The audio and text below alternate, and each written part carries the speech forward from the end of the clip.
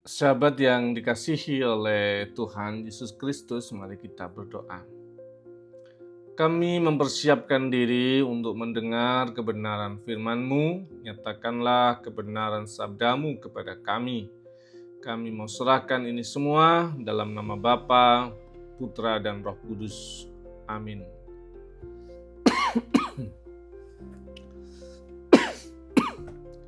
Sabda Tuhan terambil dari Imamat 19 ayat yang ke-18. Imamat 19 ayat yang ke-18. Janganlah engkau menuntut balas dan janganlah menaruh dendam terhadap orang-orang sebangsamu, melainkan kasihilah sesamamu manusia seperti dirimu sendiri. Akulah Tuhan. Sahabat yang dikasihi oleh Tuhan Yesus Kristus, ada 3 penggalan sebenarnya di dalam teks yang kita baca. Penggalan yang pertama itu berisi 2 perintah. Yang pertama adalah jangan menuntut balas, dan yang kedua adalah jangan menyimpan kemarahan atau menyimpan dendam. Itu bagian yang pertama. Bagian yang kedua itu adalah kasihilah sesamamu manusia. Ini pun di dalamnya itu ada standar yang dipakai seperti dirimu sendiri. Jadi ukuran mengasihi orang adalah apa yang kita perlakukan atas diri kita sendiri gitu ya. Nah, bagian yang ketiga adalah siapa yang kasih perintah? Akulah Tuhan, akulah Tuanmu, akulah pemilik hidupmu. Jadi mari kita coba perhatikan 3 bagian ini. Mengasihi itu baru mungkin kalau 2 syarat ini terpenuhi. Kalau dendam itu hilang, kalau menuntut balas itu bisa dihilangkan, maka mengasihi jauh lebih mudah. Tapi selama 2 hal ini itu tidak hilang, maka sulit buat kita untuk mengasihi. 2 hal itu apa? Yang pertama adalah menuntut balas. Ini kalau saya baca dari teks asli, ini dihubungkan dengan siklus konflik. Jadi ketika ada orang yang kemudian melukai kita, kemudian kita menuntut balas pada orang itu, maka dia akan terus berlanjut dan tidak pernah selesai. Maka perintah ini sebenarnya adalah perintah untuk menghentikan siklus kemarahan. Di saat kita punya kesempatan, kita tidak menuntut balas. Kenapa? Tuhan. Di ujung tadi, Tuhan yang perintahkan, Tuhan yang punya hak untuk itu. Yang kedua, syarat yang terpenuhi adalah ketika kita tidak menyimpan kemarahan. Kalau kita tidak menyimpan dendam di hati kita, pertanyaannya gimana caranya kalau saya masih marah?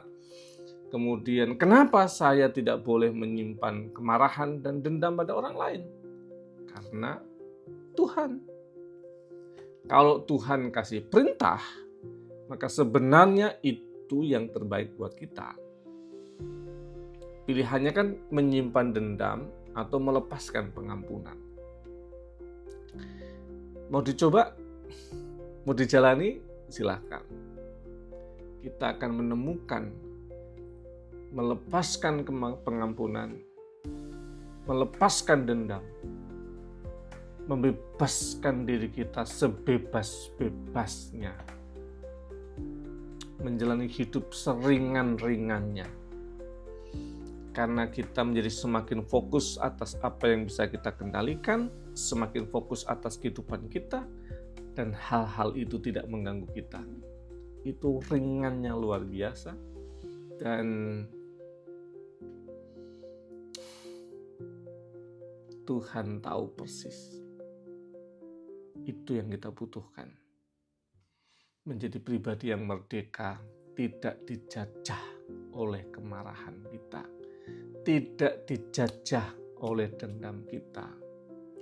Nah, baru setelah itu kita baru bisa mengasihi orang lain. Standarnya adalah kita.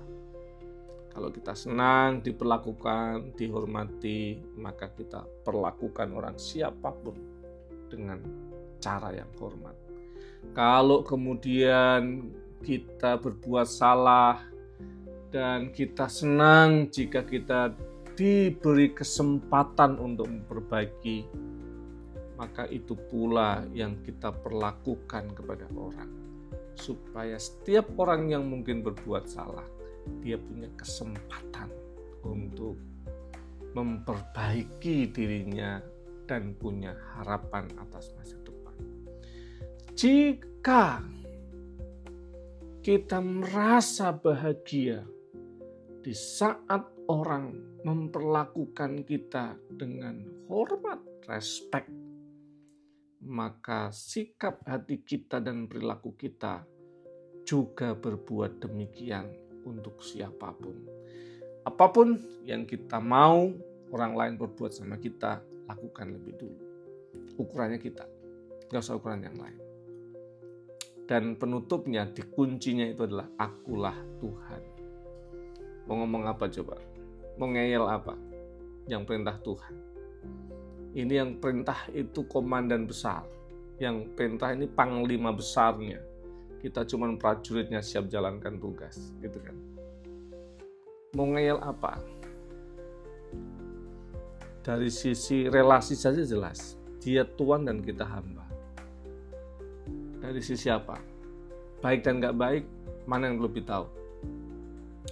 Tuhan pasti lebih tahu yang terbaik buat kita dibandingkan dengan kita sendiri. Kita yakin. Mau apa lagi? Relasi sudah, tahu baik sama gak baik. Yang berikutnya lagi apa? Mau ngeyel apa lagi? Jalankan perintah itu. Jangan menuntut balas. Lepaskanlah kemarahan dan dendam, maka kita mampu mengasihi orang seperti mengasihi diri kita sendiri.